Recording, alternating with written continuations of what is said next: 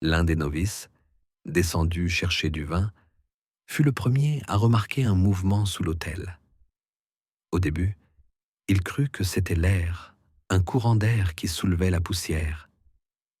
Puis, il pensa que c'était une ombre. Ce n'est que lorsque la robe pourrie remua et que des rats glissèrent hors des plis recouverts de cire grasse qu'il comprit. Le corps bougeait. Au bout d'un quart d'heure, il ne pouvait plus parler. Ses dents tombaient, ses yeux sortaient de leurs orbites et il hurlait à quatre pattes près de la porte de la chaire, comme un chien battu à coups de tisonnier. Aucun de ses frères ne descendit plus dans les caves. Mais il était trop tard. En 1537, dans la région de Bade, ravagée par la Réforme, où les bûchers brûlaient jour et nuit, où le vin était mélangé à du sang et les livres à de la cendre, l'évêque Bruno von Ildenau régnait sur la chaire de saint Aegidius. Ce vieil homme, à qui l'on attribuait le brûlage d'au moins 83 personnes pour pensée luthérienne, ne levait jamais la main, mais chacun de ses décrets, même les plus discrets, prononcés au-dessus d'une coupe remplie d'un breuvage à base de pavot, se terminait par des cris, de la fumée et des cendres collées aux chaussures. Il ne mangeait pas de viande le vendredi, mais en sa présence, on déchirait des enfants sur l'autel si leur mère refusait de renoncer aux prêches allemands. Il était de ceux qui ne croyaient pas à la clémence, mais seulement à la peur. À l'automne, alors qu'on ne le voyait plus sans palanquin, que son front brillait comme de la graisse et que sa voix n'était plus forte que son souffle, d'étranges notes commencèrent à apparaître dans les livres du monastère. Le ventre de l'évêque est gonflé comme une outre, et on entend des mouvements à l'intérieur quand il dort. Les serviteurs disent qu'il y a une odeur de vieux fromage et de sang dans les appartements. Même si les fenêtres sont grandes ouvertes, la peau de ses pieds se détache comme du parchemin brûlé par une bougie. C'étaient les notes du médecin assistant, un élève de Spire envoyé par charité. Il suppliait qu'on lui permette de donner à l'évêque des infusions de vermoulu et d'écorce râpée. Mais il reçut en réponse une réprimande et 2 gifles du chapelain en chef. À la mi-octobre, l'évêque a cessé d'aller à la selle. Il ne se levait pas, ne parlait pas. On comptait son pouls sur les veines bleuâtres de son cou. Son corps dégageait une chaleur qui faisait faner les fleurs et s'effritait le plâtre. Les médecins ouvraient les abcès, noirs et fissurés, d'où s'écoulait un liquide semblable à de la résine. Après chaque saignée, selon une ancienne prescription, Bruno criait non pas de sa voix, mais d'un cri rauque et guttural, et maudissait toutes les femmes qui étaient jamais entrées dans la cathédrale. Il ne reste pratiquement aucun témoignage de cette période, une partie des livres ayant été brûlés sous l'évêque suivant. Mais dans une dénonciation interceptée par les agents du conseil du duc, on peut lire « Les serviteurs ne veulent plus entrer dans les chambres, car il y a du mucus sur le sol, et, la nuit, on entend des bruits de pas qui ne peuvent pas être ceux d'êtres humains. » Un médecin de Metz, appelé en décembre, nota que le corps était couvert de plaies dont le pus dégageait une odeur insupportable, la langue était noircie, la conscience était confuse. Mais malgré cela, disaient les moines, il tenait encore une plume. Il a signé un décret ordonnant le bûcher de Troyes hérétique 2 jours avant que ses côtes ne s'ouvrent, laissant échapper la pourriture interne. Une place particulière dans les chroniques est réservée à la description d'un matin où les portes de la cathédrale étaient fermées et où personne n'est sorti avant la nuit. À ce moment-là, selon l'un des chanoines survivants, un homme venu de Strasbourg est entré dans les appartements de l'évêque. Il apportait une boîte de sel, un vieux tissu et un livre fermé par un fermoir. Son nom n'a pas été conservé. Il a exigé que tout le monde quitte les lieux. 6 heures plus tard, un bruit s'est fait entendre derrière la porte, comme si un récipient s'était brisé. Lorsque les serviteurs sont entrés, ils ont trouvé un homme aux yeux brûlés, assis dans son urine et son sang. Il murmurait « Il a mangé, il a mangé, il mange encore ». Après cela, Bruno n'est même pas apparu sur une civière. Des rumeurs circulaient selon lesquelles il était mort. Dans la chair, on chantait des psaumes funèbres. L'un des moines osa ouvrir la porte latérale de ses appartements. Il avait disparu.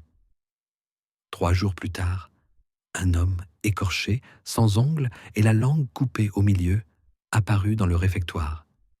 Il ne parlait pas, mais dessinait sur le mur une croix renversée et un rat couronné. Sur fond de ces événements, la réforme ne s'arrêta pas. Au contraire, elle se rapprochait. Dans les villes, on arrachait déjà les images de Marie, on brûlait les images des saints, on aspergeait les prêtres d'urine. La chaire de Saint-Gilles se dressait comme une tour en ruine, entourée d'une odeur nauséabonde. Les gens l'évitaient. Bruno était vivant, selon les rares témoins, mais il ne se levait plus de son lit. Sous les draps, ce n'était plus un corps, mais une masse informe, rougeâtre, humide, qui sentait la dent pourrie. Quand on essayait d'apporter une bougie dans la chambre, la flamme s'éteignait immédiatement. Dans la dernière note d'un moine, on pouvait lire « J'ai vu des rats entrer dans sa bouche et sortir de son ventre. Il ne criait pas, il riait. Je suis parti, que Dieu me pardonne. » Au cours de l'hiver de la même année, la cathédrale Saint-Aegidius se retrouva coupée de la ville. Les routes, auparavant dégagées, étaient abandonnées, la neige mêlée de charbon, les traces de ceux qui avaient fui et les corbeaux venus de partout. Les marchands locaux cessèrent d'apporter du pain. Les sonneurs de cloches ne montaient plus au clocher. Aucun des frères n'acceptait d'accompagner les caravanes de charbon jusqu'aux portes de la ville. La peur qui régnait entre les murs semblait contagieuse. Le rapport du greffier municipal disait « La communauté est devenue comme un tombeau, et quelque chose bouge dans ces murs la nuit. Nous ne voulons plus savoir qui vit à l'intérieur. » À ce moment-là, l'évêque Bruno ne se levait plus de son lit. Il était impossible de tourner sa tête. Son cou était enflé comme celui d'un homme étranglé. Sa mâchoire inférieure s'était affaissée et, selon le médecin, s'était ouverte comme une armoire cassée. À travers les plaies de son dos, transformées en trous noirs et ronds, coulait un liquide qui sentait la bile putride. Les tissus étaient imprégnés jusqu'à l'intérieur. On n'avait pas le temps de les changer. Sa peau, craquelée et couverte de moisissures, se déchirait à chaque mouvement. Il criait quand il essayait de se retourner, mais ce n'était plus des mots, c'étaient des hurlements, comme ceux d'un animal blessé. Les documents conservés dans les archives de Worms contiennent des copies des lettres envoyées par la chaire en décembre, des demandes de remplacement des serviteurs, de livraison d'une nouvelle herbe contre le poison du sang, et d'un sel spécial que l'on saupoudre sur les cadavres sans nom afin qu'ils ne se révoltent pas. Il n'y eut aucune réponse. Personne ne voulait franchir les murs.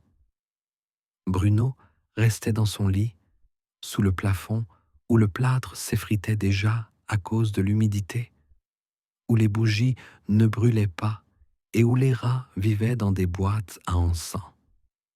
Il ordonna d'appeler de nouveaux moines, mais personne n'accepta d'entrer dans la chaire. On disait que la nuit, de la fumée sortait de sa fenêtre et qu'on entendait des gémissements qu'aucun être humain ne pouvait émettre. Le seul qui touchait encore son corps était frère Joachim, un jeune homme muet qui avait auparavant travaillé comme cuisinier. On l'avait amené de force, attaché à une civière, et il avait longuement lavé les blessures de l'évêque avec du sel. Un jour, on ne le trouva pas. 3 jours plus tard, en démolissant un mur en bois pourri, on le découvrit mort, dévoré des côtes jusqu'aux cuisses. Son corps était mutilé et il avait un morceau de laine dans la gorge. Les témoignages rapportent: nous avons pensé qu'il s'était ouvert le ventre, mais il n'avait plus d'ongles et ses dents avaient été arrachées. À cette époque, l'Église, en dehors de la chaire, condamnait déjà Bruno. Il entravait les négociations, freinait les réformes, et même Rome parlait de lui comme d'un vestige nauséabond de l'ancien pouvoir. Cependant, l'évêque continuait à signer les décrets. En son nom, l'ordre fut donné d'exécuter 2 nouveaux prédicateurs arrêtés alors qu'ils tentaient d'introduire le culte allemand. Le document, rédigé d'une main tremblante, fut retrouvé dans ses appartements, à côté d'un calice dans lequel nageaient des mouches. L'apparition d'un nouvel homme, mi-moine, mi-assassin, qui, selon certaines sources, avait été envoyé de Bâle, marqua un véritable tournant. Son nom est inconnu, mais il est décrit comme grand, avec une croix noire autour du cou et un sac dans lequel cliquetaient des chaînes. Il demanda à rester seul avec Bruno. Quelques heures plus tard, toute la partie supérieure de la chair était recouverte d'un tissu. Ceux qui entrèrent plus tard affirmèrent qu'il y avait du sel disposé en cercle sur le sol, et au milieu, un corps enveloppé dans un tissu noir qui bougeait. Après cela, Bruno ne donna plus aucun signe de vie, mais il ne fut pas enterré. Au cours des semaines suivantes, des bruits de grattement se firent entendre dans la cave. On trouva des ossements sous l'autel. Une nuit, le moine le plus âgé disparut. Le matin, on trouva dans sa cellule une inscription griffonnée sur le mur. « Il n'est pas mort, il dort sous la chair. » Les frères restants commencèrent à dormir tout habillés, avec des couteaux sous leurs oreillers. À cette époque, la chaire avait été officiellement exclue de la correspondance ecclésiastique. Sur les cartes, on commença à la noircir. Les statuts de la nouvelle Église n'en faisaient plus mention. Les habitants de la ville interdisaient à leurs enfants de s'approcher des portes, et ceux qui touchaient le mur étaient couverts de plaies au bout d'une journée. On disait qu'il n'y avait plus un seul être vivant à l'intérieur. Mais chaque matin, quelqu'un allumait une bougie devant l'autel. La nuit du 29 janvier est mentionnée dans les chroniques du monastère comme « blanche et silencieuse ». Les bougies n'étaient pas allumées. La cloche ne sonnait pas. Le corps de l'évêque Bruno, laissé sans cérémonie, gisait dans la salle, recouvert d'un drap.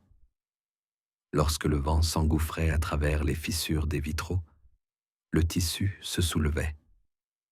Selon un rapport, l'un des serviteurs se serait suicidé après avoir vu une main noire sortir de sous le tissu, comme pour demander qui était encore en vie.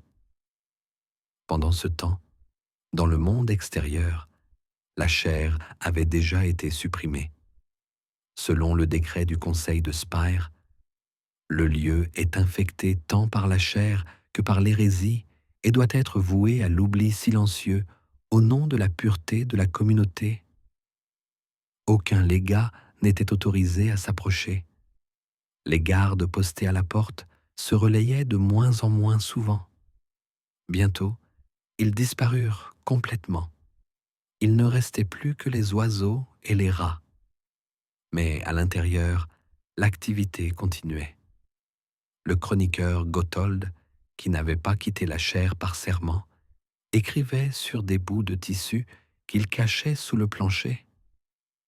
Les frères se taisent. J'entends quelqu'un tousser dans l'aile nord.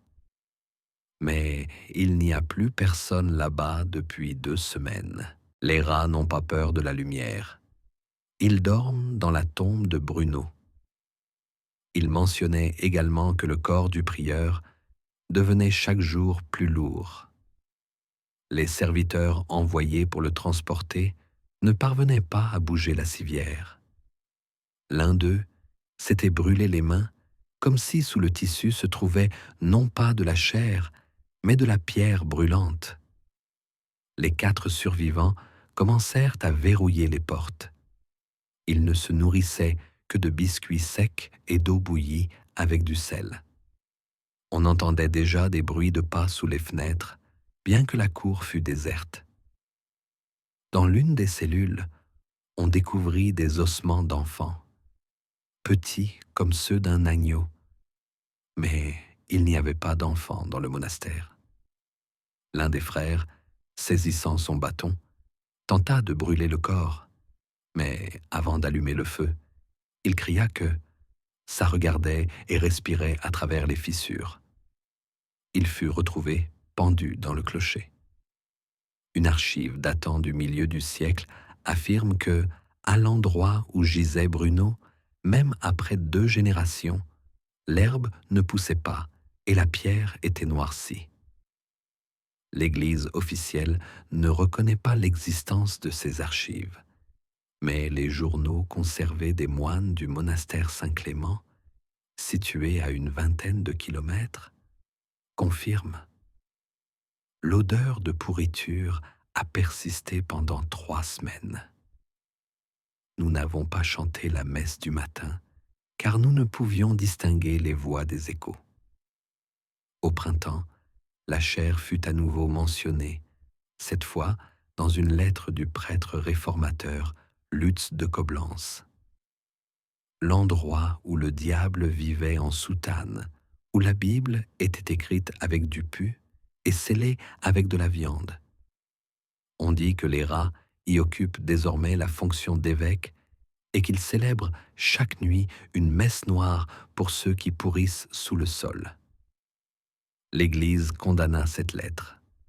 Mais peu après, des hommes en noir vinrent chercher Lutz, qui ne fut plus jamais revu. Dans le monastère, il n'y avait plus de lumière. Les 2 frères restants tentèrent de fermer la crypte où Bruno avait autrefois officié. L'un d'eux disparut, l'autre fut retrouvé le visage déchiqueté. L'entrée de la crypte fut murée, mais selon le dernier témoin vivant, la pierre chantait la nuit. Il s'enfuit et arriva jusqu'à la petite ville de Weinsberg où il mourut de fièvre. Avant de mourir, il ne répétait qu'une seule phrase. « Il est toujours là, il n'est pas mort ». La chaire fut déclarée détruite en 742 après Jésus-Christ. Mais le corps de l'évêque ne fut jamais retrouvé. Les frères furent enterrés séparément, sans nom. La pierre de la chaire fut emportée à Rome, mais revint 2 ans plus tard sans explication.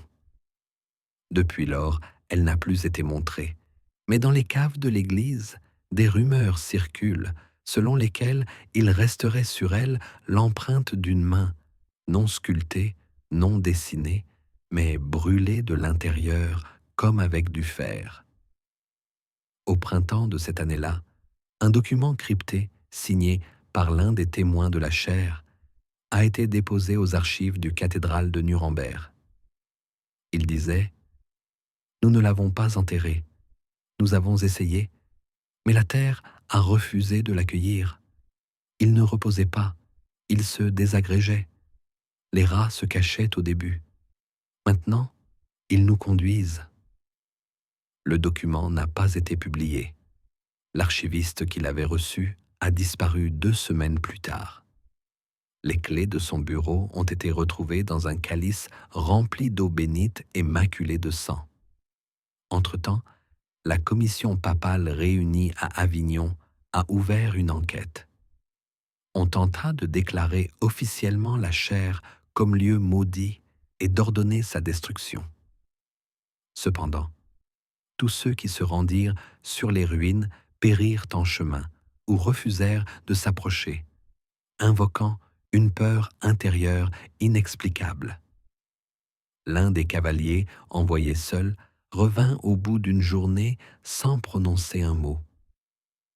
Il est mort dans son sommeil, un sourire figé sur le visage. Le prêtre Auguste de Gand, l'un des rares à avoir osé rédiger un rapport, a écrit ce qui suit. J'ai vu la pierre où gisait Bruno. Elle est humide. De la vapeur s'en dégage, comme si elle était vivante. Il n'y a pas de croix au-dessus, mais il y a une trace. Elle ressemble à l'empreinte de pattes de rat disposées en cercle. Et au centre, il y a quelque chose qui bougeait, mais je n'ai pas pu le distinguer. Après cela, tout contact avec la chair fut définitivement rompu. Elle fut encerclée, et il fut interdit d'en parler dans les sermons. En apparence, tout était calme. Mais dans des lettres trouvées parmi les papiers du défunt évêque de Metz, on peut lire « Nous l'entendons, il nous parle, il offre le pouvoir en échange du silence, il offre un sanctuaire, mais demande des corps. » Quelques années plus tard, des événements étranges ont commencé à se produire dans la région. Des prêtres qui n'avaient aucun lien avec la chaire ont disparu. Les monastères locaux signalaient la présence de rats sortant des cryptes. Dans le monastère Sainte-Marie, une inscription a été trouvée sur le mur. « Rendez-lui sa chair et il pardonnera. » Lorsque les murs ont commencé à s'effondrer à cause de l'humidité, une plaque portant le nom de Bruno a été trouvée dans la cour. Elle était fraîche, comme si elle avait été gravée la veille. La même année, le Concile de Rome tint une réunion à huis clos. Il en résulta une note manuscrite signée par un cardinal inconnu. On ne peut lutter contre ceux qui refusent de mourir. On ne peut que se taire. Nous le rayerons. Nous oublierons la chair. Nous renoncerons au nom. Et il ira dans la terre où il n'y a pas de langue. Mais le souvenir est resté. Dans les villes situées à proximité de l'ancienne chaire, des enfants disparaissaient la nuit. Dans les maisons, on trouvait de petites traces, semblables à des traces de souris, mais disposées en forme de signes de prière. Les bougies s'allumaient toutes seules. Le sel noircissait, les caves à vin gonflaient, et un liquide semblable à du sang s'écoulait des fissures. Les gens disaient que Bruno était de retour, qu'il n'avait pas d'âme, seulement de la pourriture recouverte d'une soutane.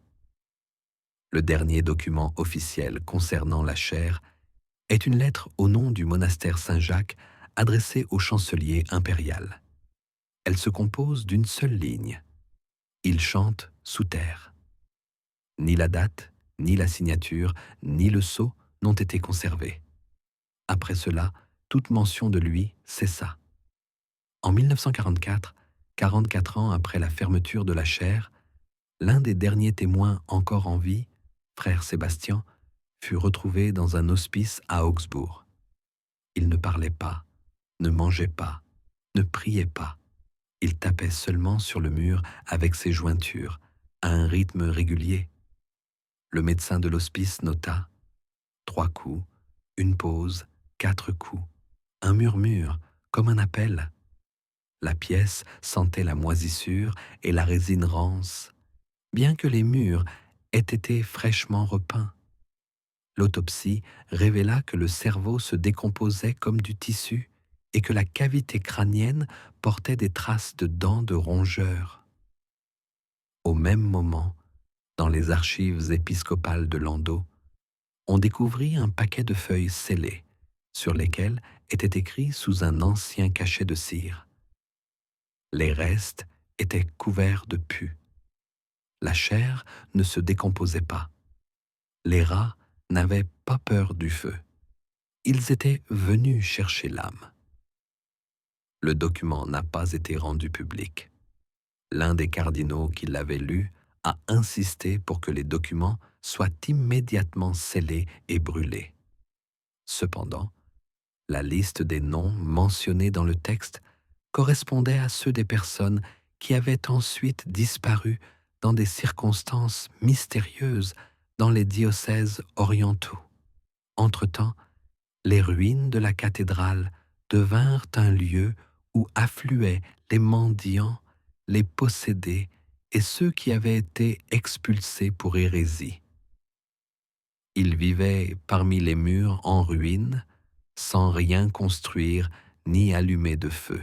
Des pèlerins venus de la ville voisine de Baden écrivaient « Ils mangent la terre, ils parlent en chœur, ils dessinent des symboles de pâte sur les portes, ils prient dans l'obscurité. » L'un des moines affirmait avoir vu une pierre se soulever au centre de l'ancien autel, et sous celle-ci, non pas des cendres, mais une obscurité au souffle visqueux et aux yeux jaunes. Au printemps, la plupart de ceux qui s'étaient installés là avaient disparu.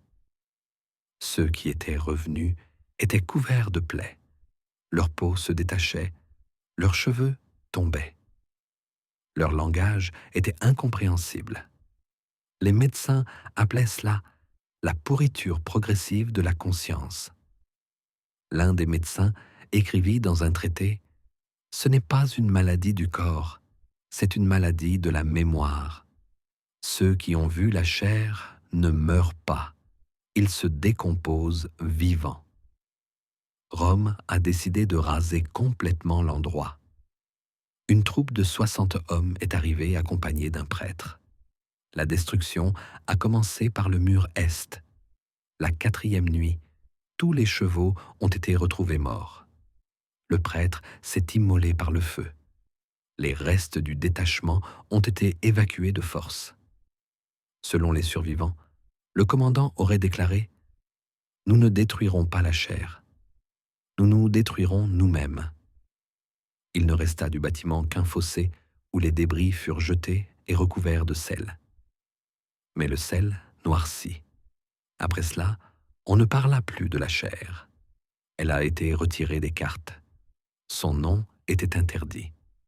Cependant, des proverbes circulaient parmi le peuple.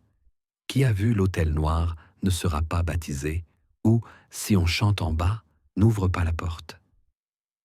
Dans les églises construites à proximité, les icônes ne prenaient pas racine. Les rats sortaient vers les fonds baptismaux.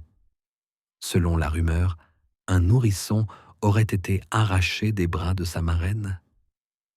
L'Église a reconnu que la chair ne pouvait être purifiée. Il a été décidé de garder le silence.